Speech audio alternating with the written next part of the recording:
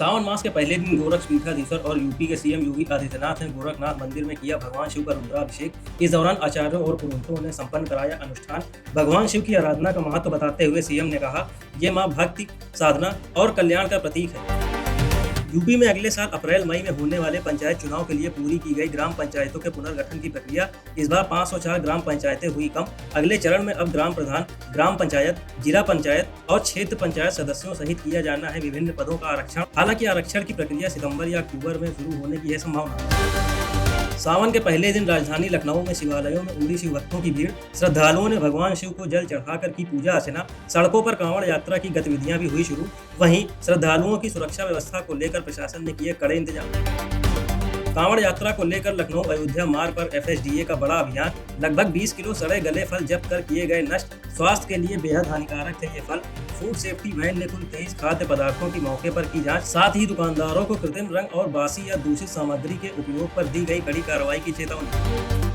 मेरठ में कांवड़ को ऑपरेशन सिंदूर का नाम देकर किया गया तैयार। भारत माता, शहीद सैन्य अधिकारी की पत्नी, अर्जुन टैंक और राफेल विमान के स्टेचू लगाने के बाद ऑपरेशन सिंदूर लिखकर सजाई गई कांवड़। इस कांवड़ को देखने के लिए लोगों की जुट रही भीड़। फर्रुखाबाद में नौकरी और रुपए का लालच देकर मतांतरण का मामला। एक युवक ने वाल्मीकि समाज के लोगों को ईसाई धर्म में शामिल करने का मिशन चलाए जाने का लगाया आरोप। मतांतरण न करने पर आरोपियों ने घर में घुसकर की गाली गलौज और तोड़ी धार्मिक तस्वीरें। वहीं पीड़ित की तहरीर पर 3 आरोपियों के खिलाफ केस दर्ज कर जांच में जुटी पुलिस।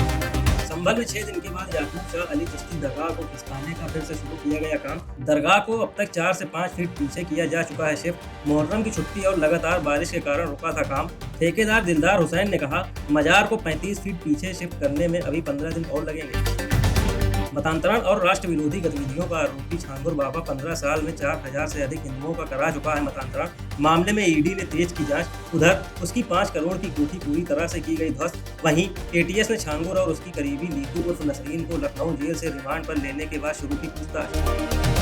एटीएस की जांच में छांगुर के औरैया के साथ अन्य जिलों में भी गिरोह के सक्रिय होने की सामने आई बात। यहाँ एक व्यक्ति की बेटी को छांगुर गिरोह के सदस्य मिराज ने खुद को रुद्र बताकर किया था लब जिहाद। उसे कानपुर ले जाकर जबरन मतांतरण कराकर किया था निकाह। युवती के पिता ने थाना अजीत मल औरैया में की थी शिकायत। बलरामपुर में मतांतरण के आरोपी जलालुद्दीन उर्फ छांगुर बाबा की कथित गर्लफ्रेंड नीतू रोहरा उर्फ नसरीन के अवैध निर्माण पर भी चला प्रशासन का बुलडोजर। 3 दिनों तक चले अभियान में सरकारी जमीन पर अवैध निर्माण को किया गया ध्वस्त। वहीं एटीएस के अधिकारी ने कहा, इस मामले से जुड़े लोगों पर भी की जाएगी कार्रवाई।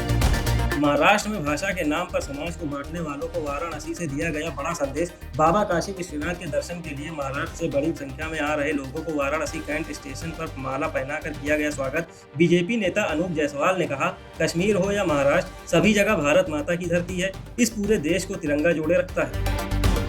भारतीय मूल के रिसर्चर तृपित बंसल ने की ओपन एआई छोड़कर मेटा की नई सुपर इंटेलिजेंस यूनिट में शामिल होने की घोषणा। उन्होंने एक्स पर लिखा, मेटा में शामिल होने के लिए उत्साहित हूं। अब सुपर इंटेलिजेंस की संभावना नजर आ रही है। तृपित बंसल को मेटा द्वारा लगभग 854.3 करोड़ का दिया गया ज्वाइनिंग बोनस।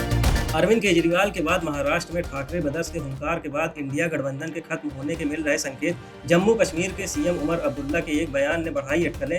इससे पहले ममता बनर्जी ने भी एकला चलो की नीति का किया समर्थन। उन्होंने बंगाल विधानसभा चुनाव अकेले लड़ने की कही बात। अधिकांश पार्टियां अभी छोड़ चुकी हैं साथ। कनाडा में कॉमेडियन कपिल शर्मा के नए कैप्स कैफे पर एक शख्स ने तड़ातड़ बरसाई गोलियां। इस खौफनाक हमले के बाद कैफे की ओर से जारी किया गया ऑफिशियल बयान। इस बयान में टीम ने अपने डर, सदमे और हौसले का किया जिक्र। टीम ने कहा, हम इस सदमे को अब भी पचा नहीं पा रहे हैं, लेकिन हम हार नहीं मानेंगे। भारत और इंग्लैंड के बीच लंदन के लॉर्ड्स स्टेडियम में खेला जा रहा एंडरसन तेंदुलकर ट्रॉफी का तीसरा टेस्ट। गुरुवार को मुकाबले के पहले दिन इंग्लैंड ने चुनी थी बैटिंग। टीम ने दिन का खेल खत्म होने तक 4 विकेट खोकर बनाए 251 रन। दूसरे दिन का खेल 3:30 बजे से होगा शुरू।